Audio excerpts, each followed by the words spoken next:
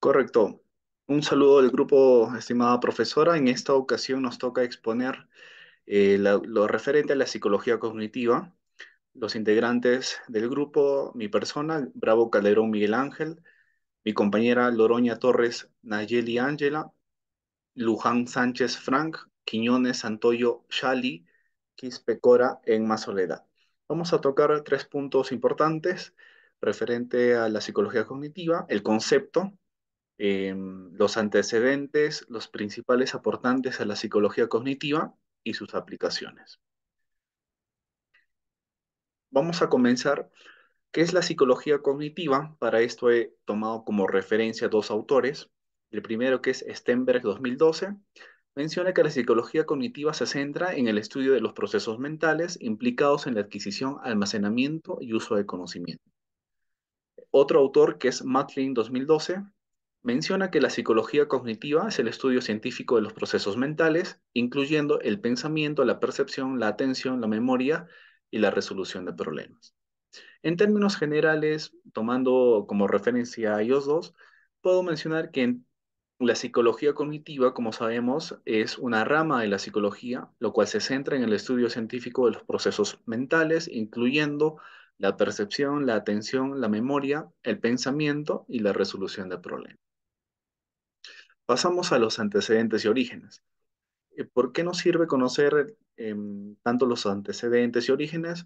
Debido a que esta disciplina se enfoca en cómo las personas procesan, almacenan y utilizan la información. Empezamos con el estructuralismo. Su principal representante es Wilhelm Wundt. Sabemos que Wilhelm Wundt puso o estableció el primer laboratorio psicológico experimental en el año 1879 en Alemania, en la Universidad de Leipzig. Asimismo, Kuhn se centró en la experiencia consciente y en la medición de la duración y la intensidad de las sensaciones, bases por las cuales esto ha servido para el estudio científico de los procesos mentales, mm, como he mencionado, llamado teoría estructuralista. Esta teoría estructuralista digamos, ha ido perdiendo valor con el tiempo debido a que ha sido cuestionado por los psicólogos, ya que no tenía muchos argumentos empíricos para que puedan seguir con su estudio. Entonces apareció lo que es el conductismo en el año 1920, representado por Friedrich Skinner, eh, lo cual ha tomado fuerzas y empezó a dominar lo que es el campo de la psicología. El principal argumento del conductismo era que los procesos mentales eran inaccesibles a la observación directa. Por tanto, el comportamiento humano menciona que era el principal fuente de bases de datos para el estudio científico. A mediados del siglo XX, los psicólogos comenzaron a cuestionar también lo que es el conductismo, así para poder expandir varios enfoques referente al estudio de la mente. Ante ello tenemos lo que es la teoría Gestalt, representado por tres psicólogos, que es Max Wertheimer, Kafka y Wolfgang Kohler. Em, la Gestalt se centra básicamente en la percepción del mundo y la manera de cómo organiza la información sensorial en patrones significativos y coherentes. Ante ello, también apareció lo que es la teoría de la información y computación. Esto ha servido para que varios psicólogos hagan una comparación entre la mente humana con una computadora. ¿En qué? Basándose en la información, en cómo la información era procesada y almacenada en la mente en etapas discretas y organizadas. Eso se dio por la década más o menos de 1950. Pasamos con George Miller. George Miller es considerado otro precursor importante de la psicología cognitiva, ya que propuso la idea de la memoria humana, que la memoria humana tenía una capacidad limitada de alrededor de 7 elementos más o menos dos. Asimismo, se le conoce también como la ley de Miller. Llevó a cabo, a su vez, una investigación sobre cómo se almacena y recupera la información en la memoria. También tenemos a Ulrich Neisser, que en 1967 realiza la publicación de su libro denominado Cognitive Psychology. En ello representa el enfoque cognitivo como una alternativa al enfoque conductista. Por primera vez, Ulrich Neisser utiliza este término de psicología cognitiva en su libro. Por último, tenemos a Jean Piaget. Jean Piaget es un psicólogo conocido suizo que es conocido por su teoría de desarrollo cognitivo en sus cuatro estadios: sensorio-motor, preoperacional, operaciones concretas y operaciones formales. Esto más adelante mi compañero va a detallar cada una de las estaciones o de los estadios. Esta teoría sostiene que los niños pasan por diferentes etapas de desarrollo cognitivo, cada una de las cuales se caracteriza básicamente por un conjunto único de habilidades cognitivas y formas de pensar. Seguidamente voy a dar paso a mi compañero Frank para que pueda dar explicación a sus principales representantes y aportes a la psicología cognitiva. Gracias. Continuando con la exposición, mi nombre es Fran Luján Sánchez. En esta oportunidad voy a hablar de los principales representantes y sus aportes a la psicología cognitiva. Hoy hablaré de Jean Piaget y Vygotsky.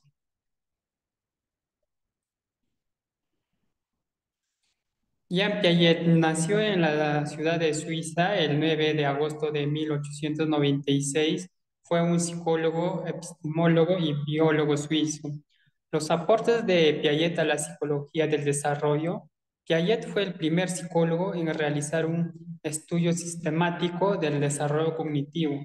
Sus contribuciones incluyen una teoría de la etapa del desarrollo cognitivo del niño, estudios observacionales detallados de la cognición en niños. A continuación, hablaremos sobre los cuatro etapas del desarrollo cognitivo que plantea Jean Piaget. Estas etapas son cuatro, que es sensoriomotora, preoperacional, operaciones concretas y operaciones formales. En la etapa sensoriomotora está comprendida de 0 a 2 años, es donde los niños y las niñas interactúan con su entorno a través de los sentidos y de la acción motriz que realiza a través de su cuerpo. La repetición de los reflejos innatos les permite interaccionar con su cuerpo primero y más adelante con el exterior a través de los sentidos y acciones concretas. Por ejemplo, al gatear para alcanzar un objeto que que llama la atención, ¿no? O incluso tirar un juguete para captar la atención de sus padres. La segunda etapa es la etapa preoperacional, que está comprendida de los 2 a los 7 años. Los infantes inician una integración mental de todas las acciones, reacciones realizadas en el periodo anterior. Empiezan a abstraer toda esa información mediante esquemas mentales que permiten el desarrollo del lenguaje y juego simbólico. La tercera etapa es la etapa de las operaciones concretas. Esta etapa está comprendida de los 7 a los 11 años.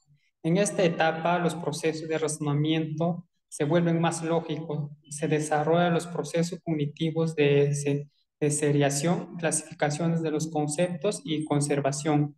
Las nuevas estructuras lógicas permiten a los niños y niñas solucionar problemas sociales concretos.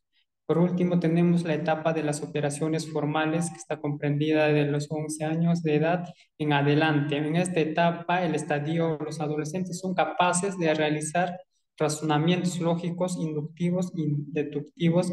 Esto les permite desarrollar la percepción de sí mismo y los valores normales.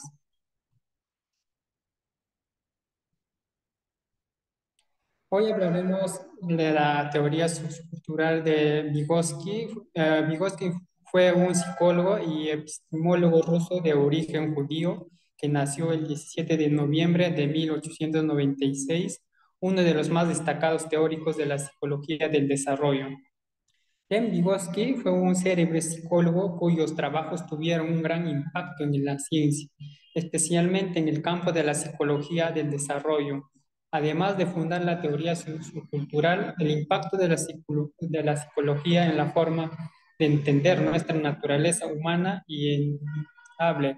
Y la historia de esta ciencia social está llena de figuras importantes que son sus estudios que nos permiten y nos permite, ¿no?, comprender por qué somos y qué es lo que somos.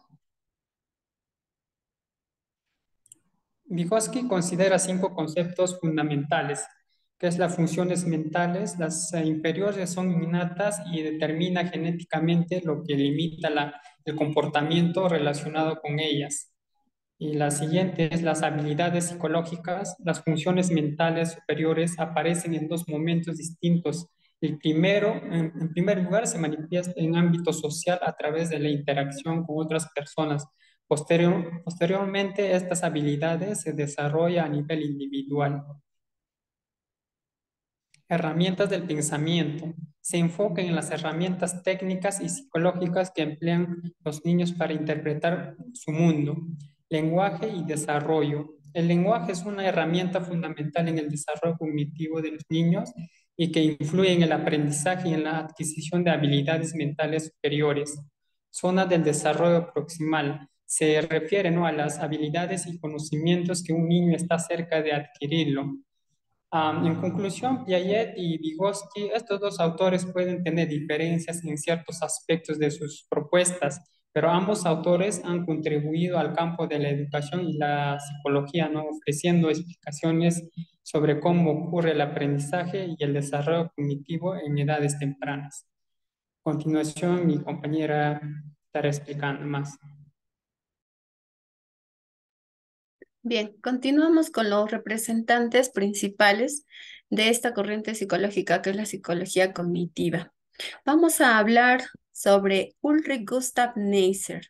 Es un psicólogo estadounidense de origen alemán, nació en Alemania, se ha formado en la Universidad de Harvard, se ha graduado con honores, luego hizo su maestría en una institución que estaba bastante relacionado con la Gestalt. Consiguió su doctorado en Harvard con un tema en la psicofísica. Antes de que estudiara psicología, Neisser estaba interesado por la física. Trabajó como profesor en esta universidad durante un año y luego laboró en la Universidad de Cornell. En esta universidad es donde realizó estudios sobre la percepción y la memoria humana. Siguiente, por favor. Continuando con Neisser, en Atlanta, en una universidad, también desarrolló experimentos sobre la memoria, conocido como Challenger, por un caso, ¿no? Luego, a Ulrich Gustav se lo conoce como, o es considerado como el padre de esta rama de la psicología. Como ya lo mencionó Miguel, en 1967 publicó su libro que lo consagraría, ¿no?, sus ideas y lo llevó a la fama. Es la psicología cognitiva, ¿no? Cognitive Psychology. Y en una revisión general que hacen de psicología cada cierto tiempo, está ubicado, lo último fue el 2002, está ubicado dentro de los 32 psicólogos más citados del siglo XX. Siguiente, por favor. Las influencias que tuvo Ulrich ha sido cuando él trabaja en la Universidad de Brandeis, en Middlesex, se conoce y se relaciona con el psicólogo Abraham Maslow, ¿no? Es el fundador de la psicología humanista. También tuvo influencia en él importantes figuras de la psicología como George Miller y Hans Wallach. Asimismo, conoció a un joven informático llamado Oliver Selfridge, quien lo introdujo en el tema de inteligencia artificial. Siguiente, por favor.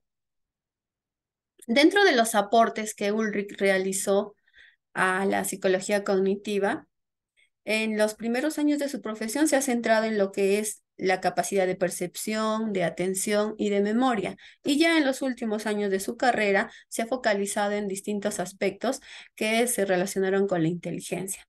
Él postuló y probó un concepto que aún sigue vigente en la actualidad. Y dice que la memoria humana es una reconstrucción de los hechos y no una fotografía instantánea de lo que acontece. Esto quiere decir que nuestra memoria es creativa, ¿no? A diferencia de las máquinas. Por ejemplo, nosotros ponemos una grabación y lo va a reproducir tal cual, por decir de nuestro cumpleaños, ¿no? Pero nosotros cuando evocamos en nuestra memoria no es así. Ya lo elabora, lo reelabora en lugar de reproducirlos con extrema fidelidad. Siguiente, por favor. También dentro de sus aportes nos habla de lo que es la ceguera por falta de atención. Y nos explica que para esto nosotros, para codificar la información y así trabajar, almacenarla, la percepción y la atención son muy importantes, que debemos estar atentos a estos estímulos para poder ser conscientes de ellos y poder recordarlos posteriormente, ¿no? Por ejemplo, realizó un estudio que consistía en presentar una grabación donde se mostraba a personas con camisetas blancas y negras jugando el baloncesto, pero tenía otras personas que visualizaban el juego y, y les decía que ellos se centren en ver los pasos que hacen los balones, solo las personas que están con camiseta blanca. Y de pronto pasaba una señora con paraguas y luego se les preguntaba a estas personas si habían visto y la mayoría no había visto, ¿no? De esta manera él dice que las personas somos capaces de fijar nuestra atención en un foco concreto de nuestro entorno. Ignoramos toda la otra información. Y este efecto se conoce como ceguera por falta de atención. No he encontrado una imagen, el anterior, por favor, pero esta de acá que está con el baloncesto también es otra réplica que han hecho unos psicólogos en base a lo que Ulrich realizó y le han colocado acá y le explicaron lo mismo a las personas, ¿no? Que se fijen en solamente las personas que tienen el polo blanco en pasar cuántos pases hacen y de pronto pasa un gorila. Y también los resultados son lo mismo. Las personas no se concentran y no se han fijado. Y este ensayo es conocido como el gorila invisible. Siguiente, por favor. Aparte de ello, nos habla también de la memoria episódica. Ulrich por primera vez presenta este concepto en 1981 a raíz de un polémico caso del testimonio de John Dean en Estados Unidos. ¿No? Este tipo de memoria se vincula con los recuerdos de sucesos de la vida cotidiana. También se llama memoria autobiográfica. ¿No? Nos hacen recordar un lugar y un tiempo determinado. Por ejemplo, podemos recordar qué hicimos el pasado fin de semana. No, Neisser planteó que el proceso de memoria es activo y no recordamos la información tal cual sucedió, como les decíamos, no somos máquinas, ¿no? Sino que cuando nosotros evocamos, también influyen otros factores como las emociones o la información con que antes ya contábamos. Siguiente, por favor. También nos habla de la memoria flash. Es el recuerdo de un hecho vinculado con una emoción. Estos recuerdos pueden referirse desde sucesos más personales o también vividos por un gran número de personas, por ejemplo, en los desastres naturales o un ataque terrorista. Él estudió para este tipo de memoria flash a aquellos sujetos que habían estado presentes en el terremoto ocurrido en California y concluyó que la memoria flash era igual de errática que otro tipo de memoria, pero que a mayor implicación del sujeto en el suceso, mejor recuerdo del acontecimiento mostraba. O sea, los sujetos que él ha entrevistado que han vivido el desastre recordaban con más facilidad a diferencia de los sujetos que solo habían oído del desastre. Siguiente, por favor. Otro de los representantes de la psicología cognitiva es Jerome Seymour Brunner.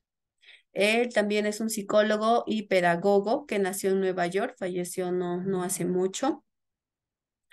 La siguiente, por favor.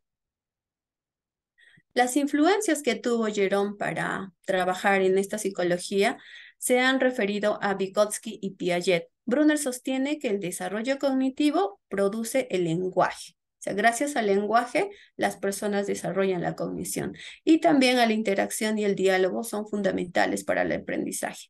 Siguiente. El aporte de Jerome Brunner, que fue que junto con Miller fundó el Center for Cognitive Studies, el Centro de Estudios Cognitivos, ¿no? En la Universidad de Harvard. Impulsó la psicología cognitiva. Su aporte se parece al de Piaget, ya que observa la maduración y el medio en cómo influye en el desarrollo intelectual. Aparte de estos aportes, también ha resaltado la importancia de los profesores y el medio de enseñanza. Siguiente, por favor.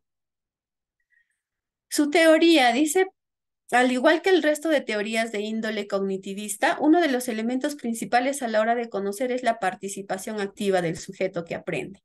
Él dice, o sea, no se trata de que el individuo coja la información del exterior sin más ni más, sino que ésta debe transformarla en conocimiento, debe ser procesada, trabajada y dotada de un sentido por el sujeto. Siguiente. Él desarrolla lo que es el término las categorías. Dice, el ser humano representa las categorías como palabras. Por ejemplo, nosotros categorizamos personas, animales, objetos. Dentro de los animales en domésticos o animales herbívoros, carnívoros, etc. Eso se llama categorización para ello. Y a partir de eso sucede el aprendizaje en un proceso activo de asociación y construcción. Siguiente, por favor. También nos ha hablado de los modos en que nosotros representamos la realidad, que es el modo enactiva, icónica y simbólica. La enactiva se da dentro de las primeras fases del desarrollo, ¿no? Estamos hablando de los pequeños. Por ejemplo, es ir en coche, en bicicleta, utilizar cubiertos para comer. En la icónica ya se da esto alrededor de los 3 años y se emplea elementos visuales reconocibles como una fotografía o un dibujo. Y en lo que es simbólica ya es un poco más elaborado. Este tipo de representación ya surge a los 6 años de edad. Acá ya el ser humano empieza a usar símbolos como palabras, conceptos, abstracciones y el lenguaje escrito. Siguiente. También introdujo el concepto de andamiaje. Para Brunner, el aprendizaje o el proceso mediante el cual obtenemos conocimientos, dice, debe ser facilitado por alguien. Esto está más aplicado a la educación. El profesor es como el andamiaje, ¿no? Desde fuera se pueden crear facilidades para que éstas encajen en el nivel de aprendizaje de otra persona, dice, ¿no? Y así mejorar la calidad y la rapidez de la educación. Y la metáfora de un andamio para construir un edificio, como podemos ver en la figurita, resulta evidente refiriéndose a este proceso de adecuación y transitoriedad de las ayudas como andamiaje. Siguiente. También tenemos otro representante que es David Ausubel. Su aporte fue desarrollar el aprendizaje significativo. Decía que las personas aprendían por descubrimiento cuando agregamos nuevas palabras a nuestro léxico, cuando vamos a bailar, cuando escuchamos música. Donald Broadbent, él decía que todos los aspectos de la cognición se relacionan a atención, percepción, memoria y cognición. Es un aprendizaje con sentido, decía. Siguiente. Y finalmente Robert Gagné, su aporte fue en la teoría del aprendizaje de inteligencias desarrollada fundamentalmente en su libro, que fue The Condition of Learning, sostiene la existencia de distintos tipos o niveles de aprendizaje y afirma que cada uno de ellos requiere un tipo diferente de instrucción. Bien, continuamos con el siguiente tema. Gracias. Continuando con la exposición, vamos a hablar de la aplicación de la psicología cognitiva o teoría cognitiva. Nos dice que la teoría cognitiva establece un proceso de diferentes etapas para construir el conocimiento. En ello podemos evaluar, investigar y estudiar los procesos que ocurren en la mente, para así adquirir nuevos conocimientos, conceptos y desde donde se produce el pensamiento. Siguiente. También nos dice que la teoría cognitiva, Piaget ha explorado las aplicaciones de su teoría en 3 aspectos, que son la cognición, la inteligencia y el desarrollo moral. Muchas de sus investigaciones se han basado en los conceptos lógicos y matemáticos. Su teoría ha sido aplicada extensamente a la práctica educativa y al diseño curricular, sobre todo en la educación básica. Nos dice que las enseñanzas de Piaget han incorporado el enfoque constructivismo. Siguiente. Podemos ver que en esta rama de la psicología tiene mucha utilidad, ya que no solo se aplica en el área de clínica, sino que se puede verse requerida en ciertos campos de la lingüística, ya que se basa en el estudio de la concepción del lenguaje y cómo éste puede condicionar la manera en la que se desarrolla el pensamiento. La psicología cognitiva tiene muchas ventajas y aspectos de estudios. Significa que de acuerdo con esto puede tratarse de una rama que intente desdeñar cada uno de los aspectos más relevantes del hombre, partiendo desde la cognición. Podemos resumir que sirve para estudiar los movimientos de la mente humana, comprender el funcionamiento de la memoria, establecer esquemáticamente cómo funciona cada una de las partes de la mente, y permite una interacción más precisa con todo lo referente a la memoria. Siguiente. Jean Piaget hizo un gran aporte que va desde los estudios con los niños. Hizo estudios sobre el desarrollo lingüístico de los niños de acuerdo con las etapas en las que éste se madura.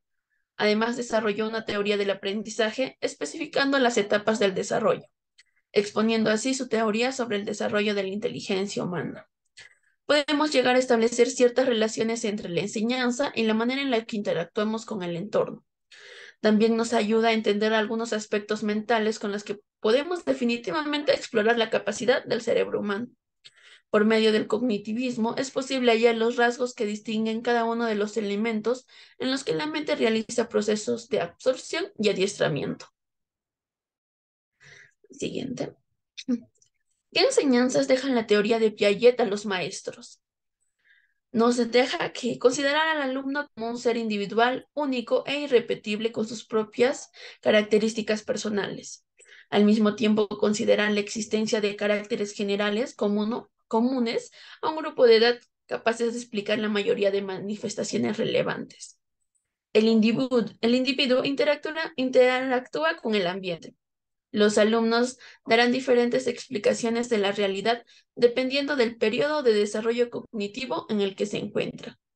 El desarrollo cognitivo se facilita si se prueben actividades y situaciones que involucren a los alumnos, ya que requieren adaptación por medio de la asimilación y la acomodación. También los materiales y las actividades de aprendizaje deben estar apropiadas para la edad del niño. Utilizar métodos de enseñanza que involucren a los estudiantes y les presenten retos. Aquí mi compañera va a explicar un poco más en el ámbito educacional, también va a explicar la teoría psicológica y la estimulación temprana. Mi compañera Shali. Bien, prosiguiendo voy a detallar cómo se aplica la teoría cognitiva en distintos ámbitos. Para ello voy a comenzar en el ámbito de la educación. En este ámbito, el docente comprende que el estudiante es un sujeto que piensa y que es capaz de construir aprendizajes a través de las experiencias didácticas propuestas. Es decir, el rol del docente es acompañar al estudiante mientras que éste construye su propio aprendizaje. Mientras el estudiante es un sujeto activo, procesador de información, que posee competencia cognitiva para aprender y solucionar problemas. Esta competencia, a su vez, debe ser considerada y desarrollada usando nuevos aprendizajes y habilidades estratégicas. Por lo tanto, el rol del estudiante en el proceso de aprendizaje es meramente activo. El cognitivismo abandona la orientación mecanista pasiva del estudiante y concibe al sujeto como procesador activo de la información a través del registro y organización de dicha información. En el ámbito de la estimulación temprana, el principal objetivo de la intervención educativa temprana es entrenar y estimular el cerebro en el momento crítico en el que el niño empieza a pronunciar sus primeras palabras, a desplazarse y a explorar el mundo por sí mismo. Asimismo, asegurar que el niño puede extraer el mayor provecho del proceso de aprendizaje y que adquiera nuevas estrategias eficaces en la manera de interactuar con su entorno. En conclusión, que el niño aprenda a aprender. Piaget afirma que el desarrollo cognitivo es el producto de los esfuerzos del niño y la niña por comprender y actuar en su mundo. En cada etapa el niño desarrolla una nueva forma de operar. Este desarrollo gradual sucede por medio de beneficios interrelacionados con la organización, la adaptación y el equilibrio. La estimulación temprana está soportada en los siguientes aspectos. Primero, debe aplicarse oportunamente. El estímulo debe estar acorde con la edad del niño y la niña y con el desarrollo previsto para esa edad, según la teoría del desarrollo cognitivo que plantea Piaget. Segundo, se incorporan los sistemas educativos y de crianza adecuados y certeros que introducen al niño y a la niña en el medio en el que conviven mediante una seguridad afectiva básica, una motivación para que aprenda y un interés en su desarrollo. Tercero, no debe restringirse en forma alguna la iniciativa exploratoria del infante, su curiosidad y su propia necesidad de crecer y saber. Por último, ante cada demostración de capacidad y logros que adquiere en su aprendizaje, hay que alabar al niño para que pueda ir potenciando sus habilidades y destrezas que va desarrollando. En el ámbito de la terapia psicológica, la terapia cognitiva es una psicoterapia estructurada y de resolución de problemas en la que la intervención clínica directa del problema se combina con intervención secundaria, es decir, la prevención, e intervención primaria, es decir, la promoción, y utiliza procedimientos cognitivos, conductuales y de experiencia para modificar esquemas mentales contraproducentes. La terapia cognitiva es muy eficiente para mejorar lo que es los problemas mentales de ansiedad y depresión.